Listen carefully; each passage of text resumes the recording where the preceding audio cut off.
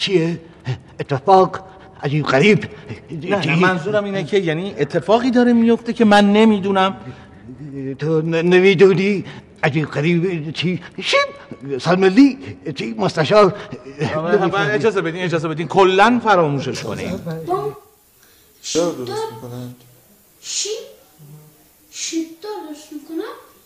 من واقعا باید چه تصمیم مهمی بگیری؟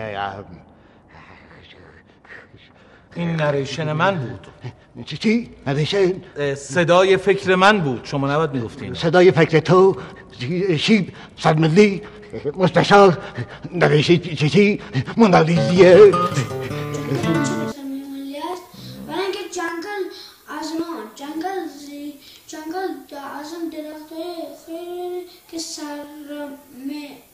سرمایه است. سرمایه ملی است. سرمایه ملی است که دار درست میکنند.